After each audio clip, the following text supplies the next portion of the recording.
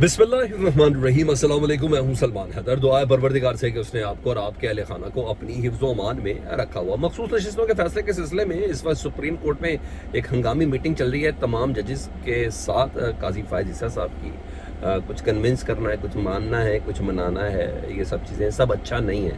तो जो तफसील मेरे पास है ना, उसके मुताबिक सब अच्छा नहीं है। इसके अलावा इमरान खान साहब ने आज रिटर्न, जी हाँ, पहले ज़ुबानी कलामी थे कि शायद समझ आ जाए, कान हो जाए, ये हो जाए, आज रिटर्न काजी फायज़ा साहब पर एक तगड़ा वार कर दिया है। और काजी फायज़ा साहब इस पर अमल करते हैं तो ठीक है, नहीं करते तो बहरहाल पाकिस्तान तहरीक इंसाफ के पास हर फैसले के ऊपर एक बयानिया ज़रूर आ जाएगा।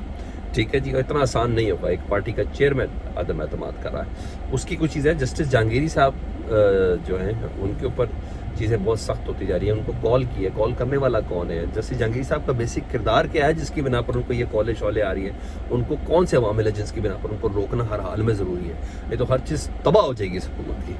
जी हाँ, उसको कुछ डिटेल से बताना है। एक मोहरा अहम जो हमेशा से उतरता है वो भी उतार दिया गया है। वही है जिसने इमरान खान साहब के कातलाना हमला करने वाले नवीद का जो वकील है, और ये वही मोहरा है जो हर उस केस के अंदर है, मज़ार अली अकबर नकवी साहब और दीगर कई चीज़ों के अंदर है। उसकी कुछ डिटेल्स है मेरे पास, वो क्यों एक्टिव हुआ हुआ, उसको एक्टिव करने वाले कौन है, ये भी आपके सामने शेयर करता हूँ। जी, सबसे पहले अली अमीन गंडापुर साहब की जो धमकी थी ना परवेज़ खटक साहब से मुतालिक, वो धमकी तो काम नहीं आई। परवेज़ खटक साहब आज 190 मिलियन पाउंड केस में ना इमरान खान साहब के खिलाफ गवाही देने के लिए पहुंच गए।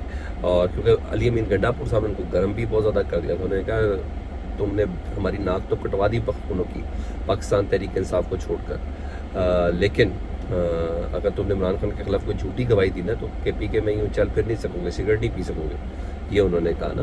तो आज 190 मिलियन पाउंड केस की समाअत थी, तो इमरान खान साहब के सामने खड़े होकर सारा अपना बयान रिकॉर्ड कराया परवेज़ खटक साहब ने।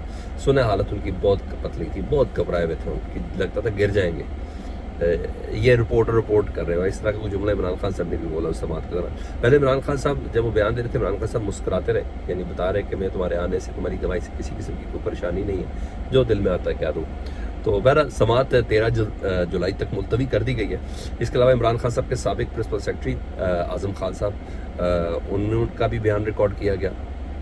मतलब ये केस अपने मंतक के अंजाम तक 1 या 2 गवाह रह गए।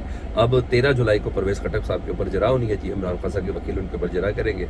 और गुलाम अब्बास गुराया जो पटवारी है अलकादर ट्रस्ट का, जी हाँ, उसके ऊपर भी जरा मुकम्मल हो चुकी है। तो यहाँ ये पोजीशन इस वक्त चल रही है। दूसरी तरफ सबकी नज़रें सुप्रीम कोर्ट में डेफिनेटली न जज साहब ने इशारा किया है, काई साहब ने कि फ़ैसला कब सुनाना है, फ़ैसला महफूज किया है, सुनाना कब है, क्या होना है। उन्होंने कहा था मैं मुशावरत करके फ़ैसले पे भी मुशावरत करनी है, फ़ैसला सुनाने पे भी मुशावरत करनी है। तो इस वक्त सुप्रीम कोर्ट में इजलास जारी है और काफ़ी हैजानी कैफियत है। पाकिस्तान तहरीक इंसाफ तो ये मानती है कि जी काजी फायज़ साहब के पास अक्सरियत ही नहीं है उनके खिलाफ फैसला देने की। तो तमाम जज कन्विंस है कि ये तमाम का तमाम मामला 13 जनवरी के उस बल्ले के निशान के साथ है और सब ऑर्डर रिवर्स बैक होना चाहिए, क्योंकि सारी गलती इलेक्शन कमीशन की जिन्होंने सुप्रीम कोर्ट के हुक्म की जो ट्रांसलेशन है, तशरीह है, वो उन्होंने गलत की थी।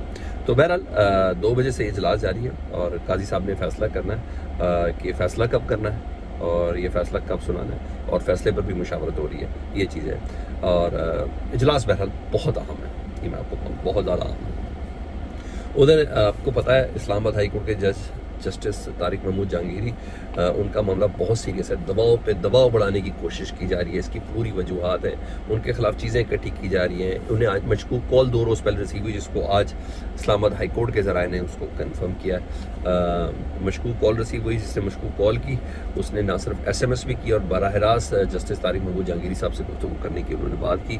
और अदालती ज़राए के मुताबिक मशकूक कॉल करने वाले ने अपना आपको DG FIA बताया।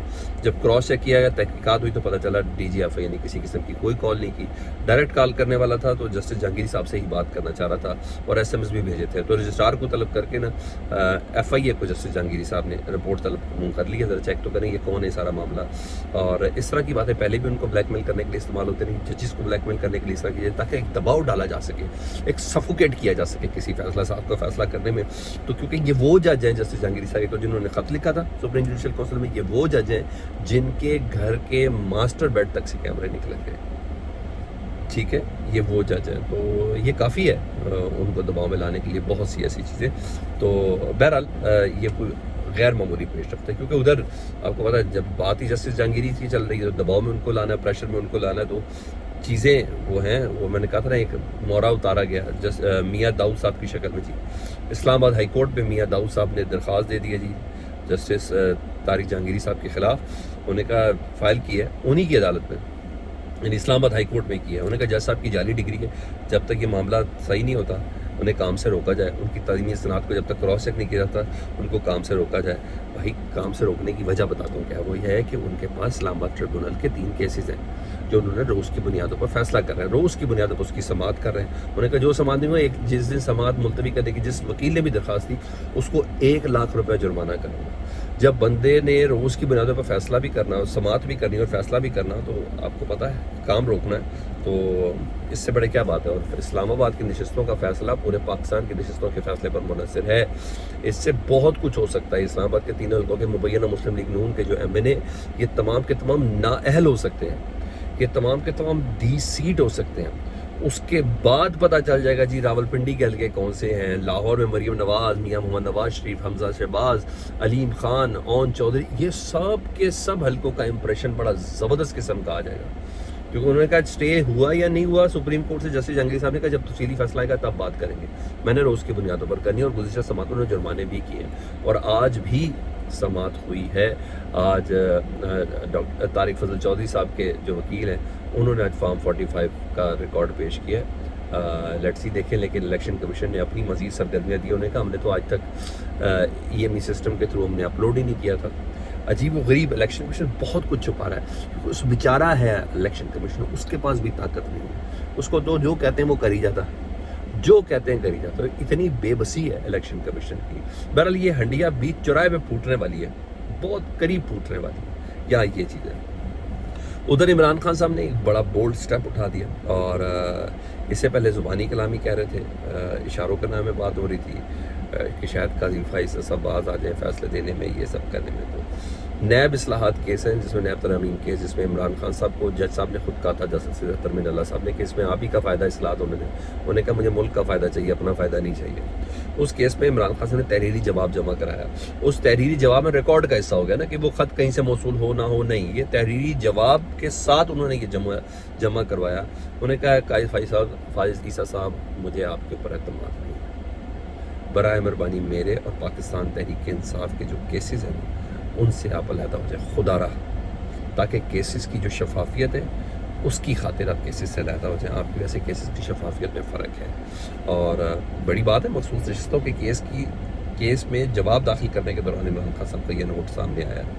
اب سوال یہ کہ قاضی فائز صاحب ان کیسز سے علیحدہ ہوتے یا نہیں ہوتے، یہ تو ایک علیحدہ سے $1 ملین سوال ہے، اس کے لیے ججز کا بہت ہائی گراؤنڈ پر ہونا ضروری ہے، شاید قاضی فائز صاحب ان ہائی گراؤنڈ پہ ہوں، لیکن اگر وہ نہیں بھی ہوں گے نا تو پوری کی پوری پاکستان تحریک انصاف، اور وہ جتنی بڑی ہے آپ تو اندازہ بھی کسی کو نہیں ہے، موجودہ بلوں کے بعد، موجودہ بجلی کے بلوں کے بعد، موجودہ پیٹرول کے بلوں کے بعد، موجودہ LPG کے بلوں کے بعد، اب تو پتہ بھی نہیں ہے پاکستان تحریک انصاف کتنی اکثریت پہ ہے۔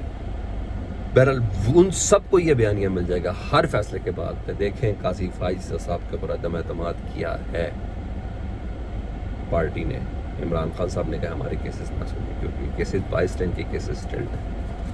تو یہ سب چیزیں ادھر اسلام آباد ہائی کورٹ کی چیف جسٹس کے خلاف بھی ایک ریفرنس دائر کرنے کی بات چل رہی ہے، اور وہ عمران خان کے وکلاء اس کے اوپر بات کریں جسٹس عامر فاروق صاحب کے حوالے سے۔ فیڈ بیک سے متعلق ضرور آگاہ کریں، دعائیں اس اجلاس کے بعد کوئی اچھا فیصلہ ضرور آ جائے جو تمام ججز سر جوڑ کر بیٹھیں۔ اللہم صلی علی محمد و آل محمد۔